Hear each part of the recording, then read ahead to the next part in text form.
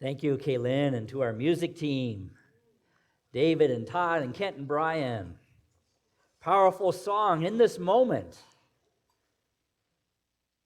In this moment, there is all that we seek to have in the world: peace and love and understanding and truth.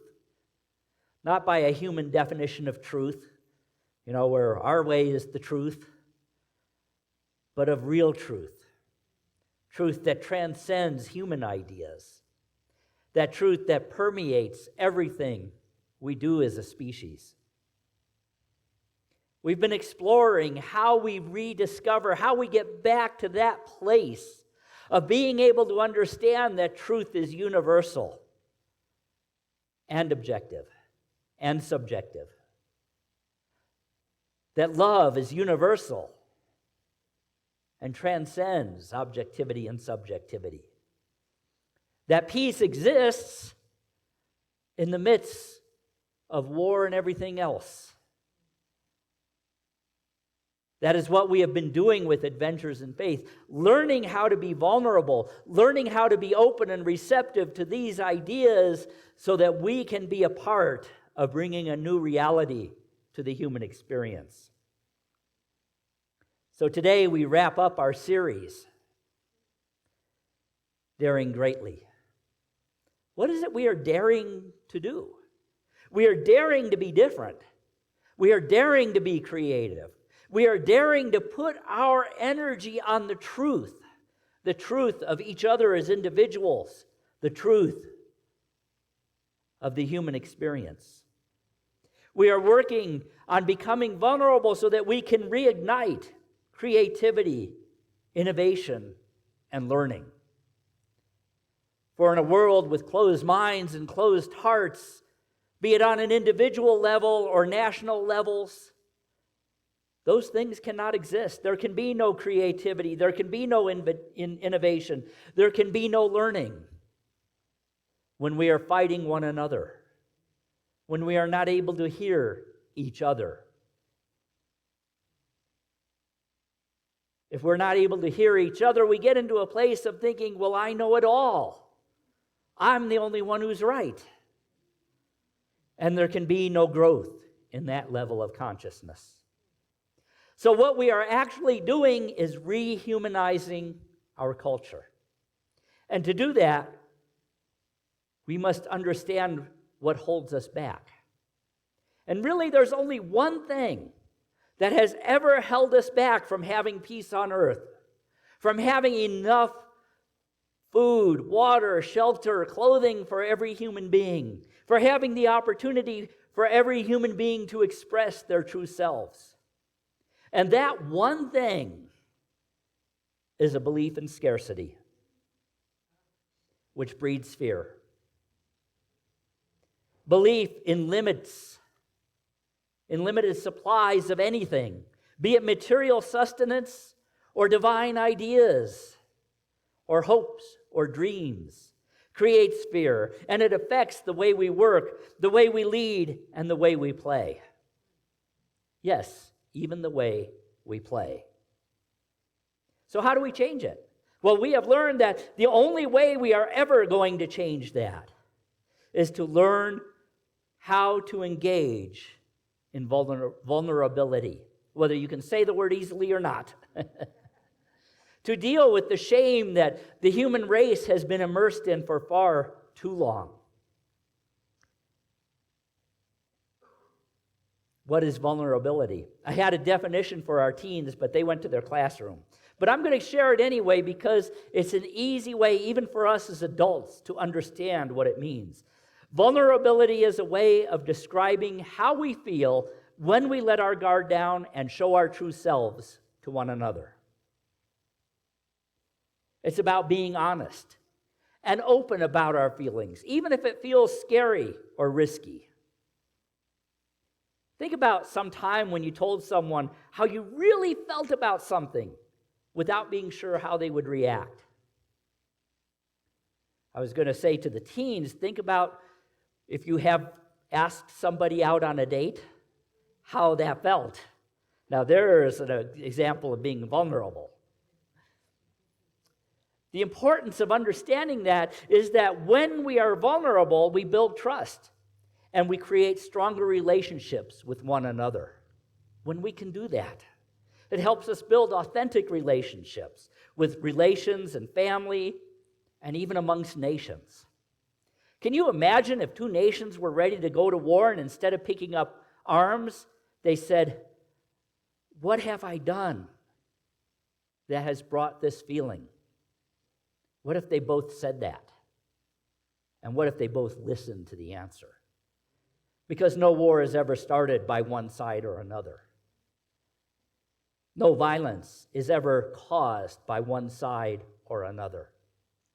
It is the whole consciousness that brings those things about. So being vulnerable is actually a sign of strength, not weakness. It shows that you're brave enough to share yourself with others. And it's important to make sure that when you're sharing yourself with somebody, it's safe to do so.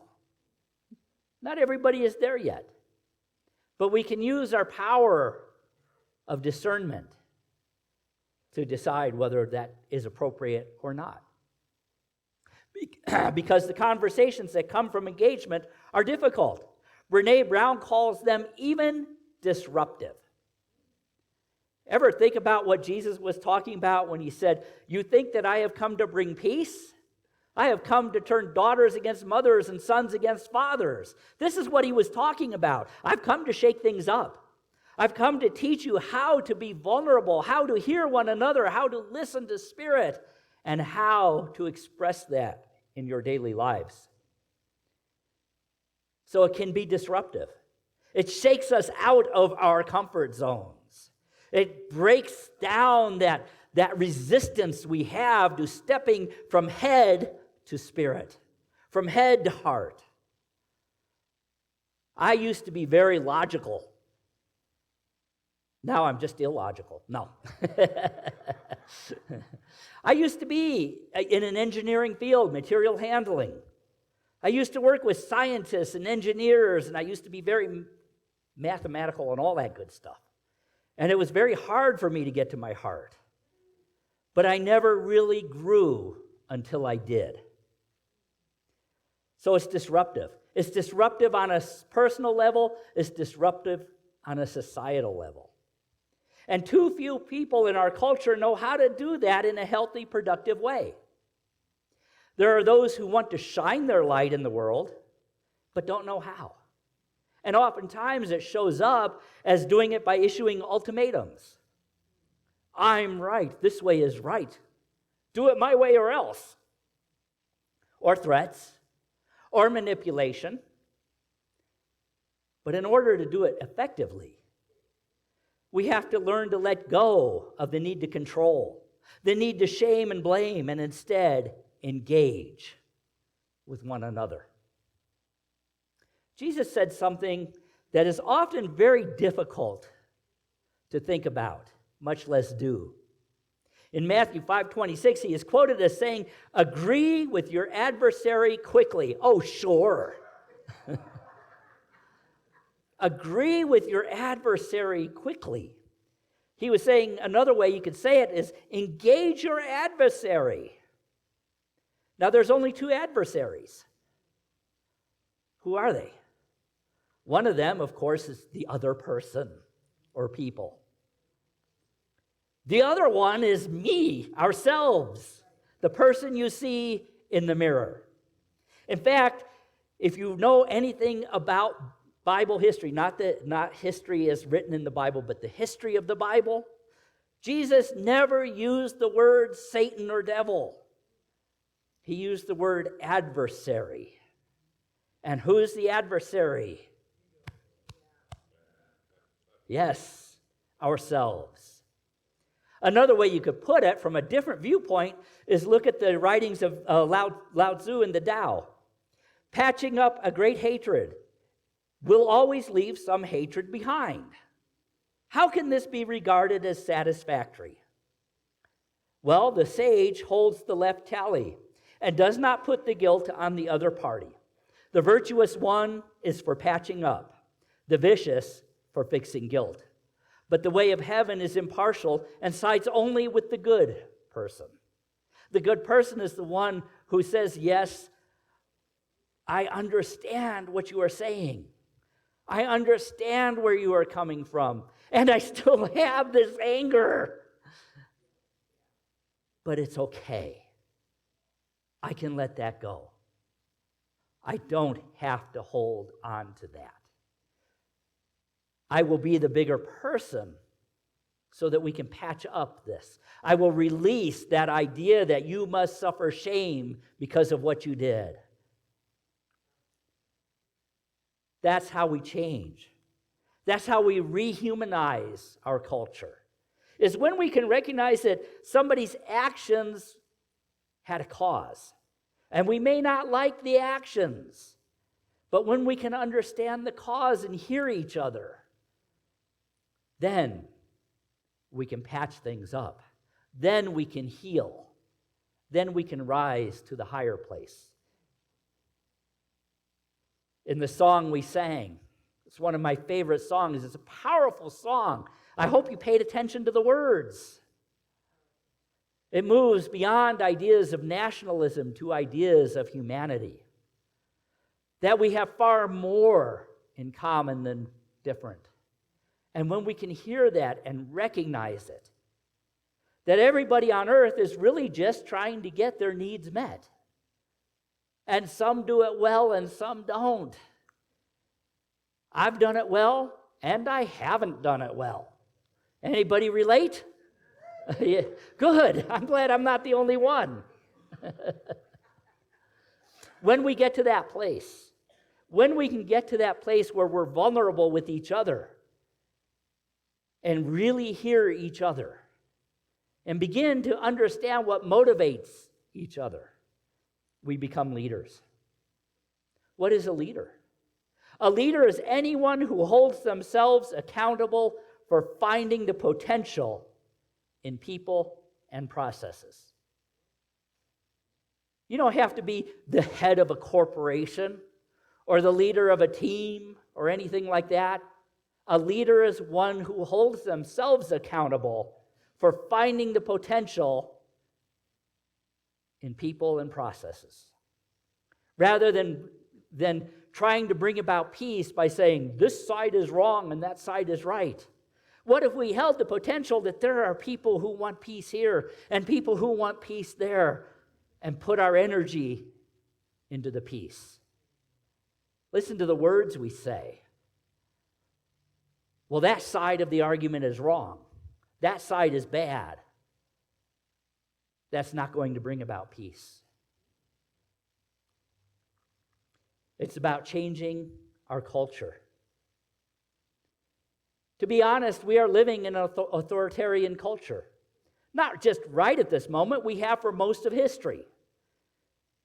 Think about the Roman Empire, ruled at the point of the sword of the legions.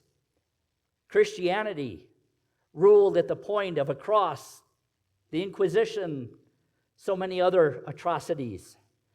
The feudal system, nation states, even modern politics. Why? Because it feels safe if you're not able to listen and hear. Christianity itself was designed to enforce Roman rule. I'm going to be teaching a class after the holidays on the history of Christianity in the Bible, and you'll begin to see how it unfolded and how it got so far from the teachings of Jesus and how we can bring it back. Authoritarian systems do create peace for a while, but at what price? The loss of freedom, the loss of creativity, the loss of the courage to change systems and cultures. And in that consciousness, everything stagnates. And what causes it? Fear, caused by a belief in scarcity. There's not enough of whatever, fill in the blank. Fear of physical death results, fear of ridicule, fear of failure, fear of going to hell, any one of those that can cause shame. So to reignite evolution, we must begin to rehumanize our culture. We can do it through education, through work, but what does it mean? How do we do it? Brene Brown says the first step is recognizing and combating shame. Shame breeds fear. That's why the Romans used crucifixion. It was a shameful and horrible beyond imagination, and it bred fear in people. Not just fear of death, but fear of a shameful death. Ridicule works the same way. Many people are afraid to share their ideas because they're afraid they'll be ridiculed and shamed. Fear crushes our tolerance for vulnerability. And it kills our ability to engage, to be innovative, to be creative, to be productive, and to trust. So how do we change it? The first thing we do is know when we are ready to sit beside someone at the table rather than across from someone. How many of you have ever said, let's sit across from the table and hash this out? What if we sat beside each other? Think about this. We have a problem. Pick a problem. There it is. Think about Israel and Hamas. And here's the problem. We put it in the table. It's between us if we're sitting across from each other at the table. But if we're sitting beside each other, we can look at it from the same viewpoint and begin to understand that it's there, but we're here. And we can connect. We can see the solutions.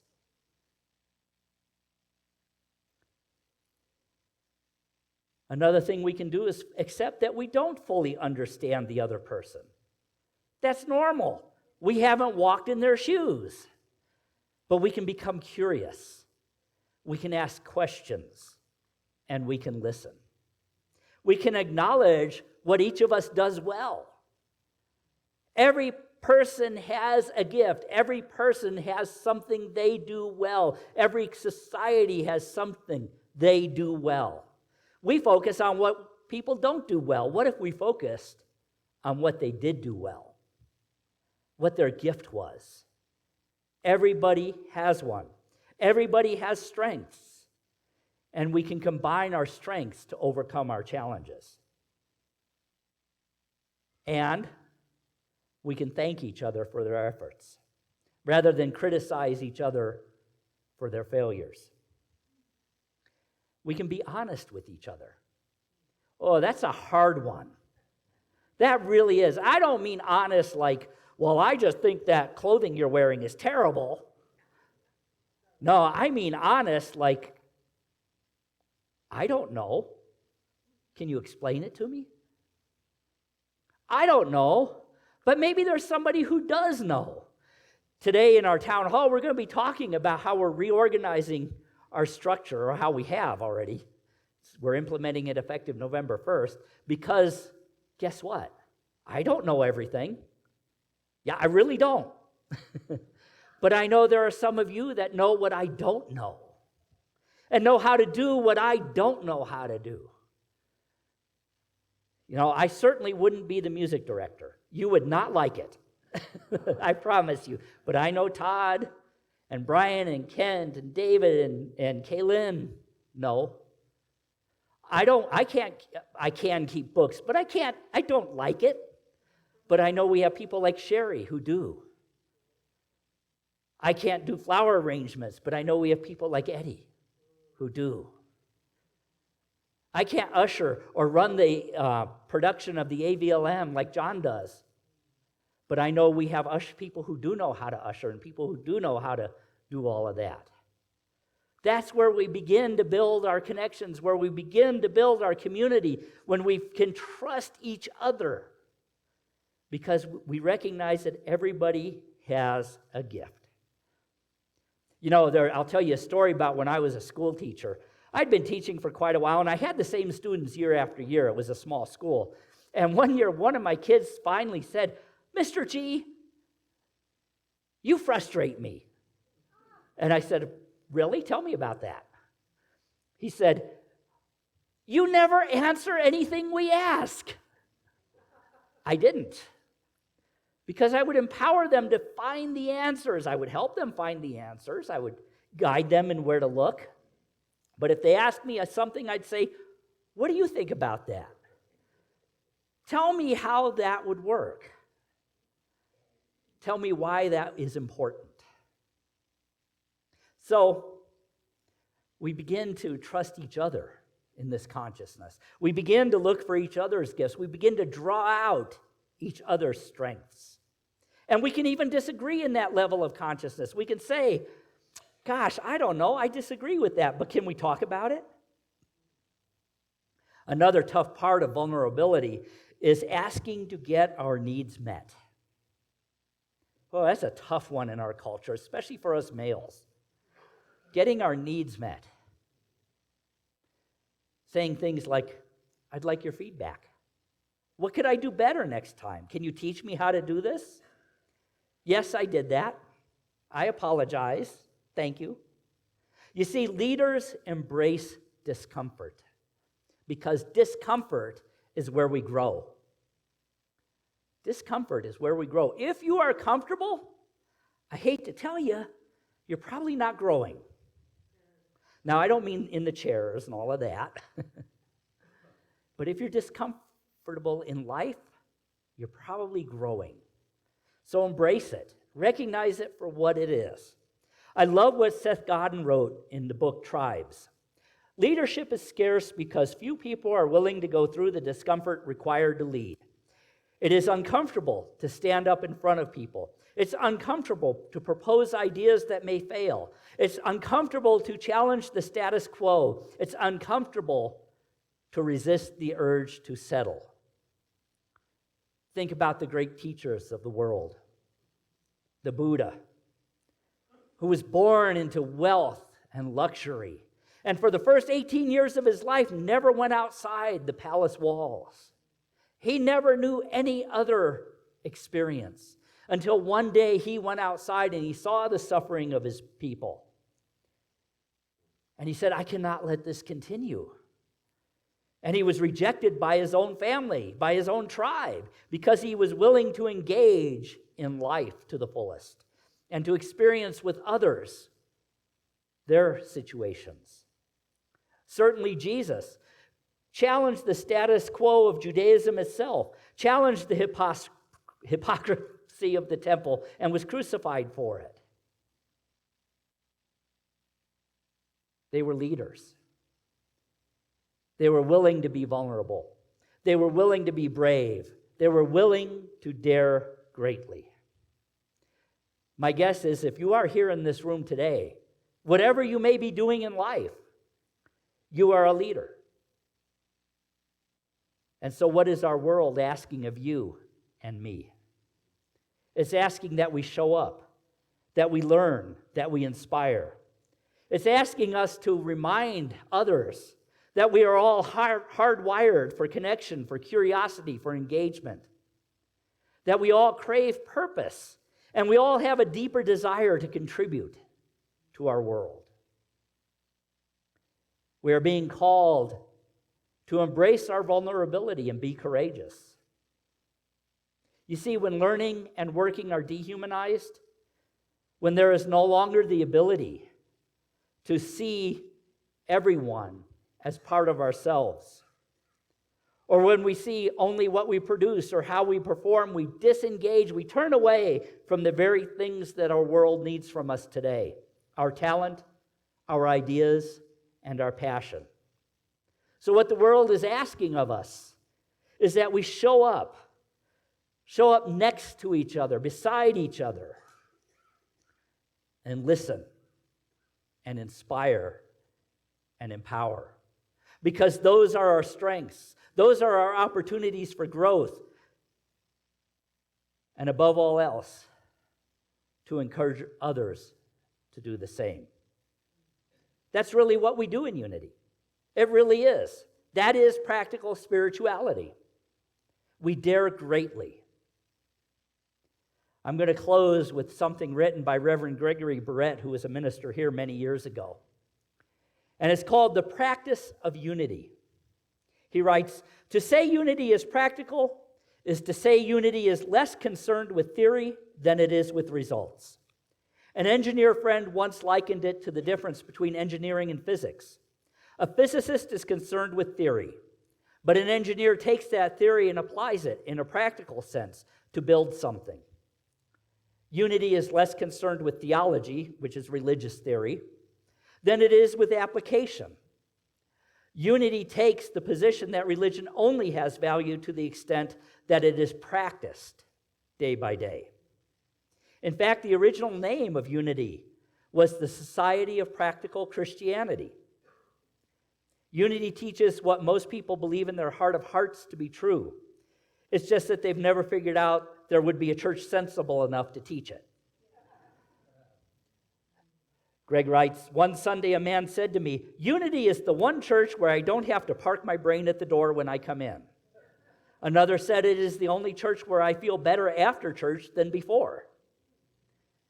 So when we say unity is practical spirituality or practical Christianity, we mean that it teaches us how to affirm God in the midst of life, not how to deny the value of our physical existence.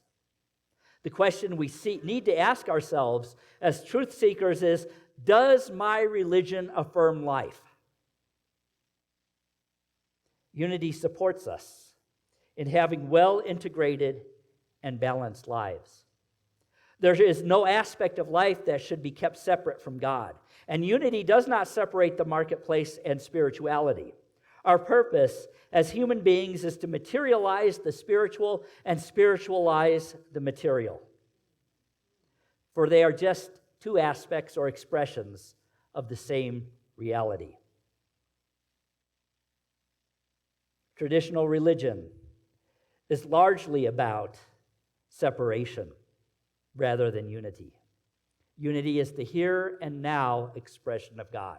And that is what we've been doing through this series, Daring Greatly, learning how to become vulnerable to each other so that we can see God in each other and express it to each other. So to close, as we move from this Homo sapien experience we have been in for the last million years or so to Homo agapien, this is how we'll do it. By taking these principles, the original principles recognized by the Christ, by the Buddha, by Charles and Myrtle Fillmore, by so many others, Brene Brown, and also incorporating practical ideas and materializing the spiritual and spiritualizing the material. I invite you to live the words of the Spanish poet Antonio Machado, who said, "Caminante no hay camino, se hace camino al andar," which in English, traveler, there is no path. The path must be forged as you walk. Dare greatly to walk a new path. Thank you.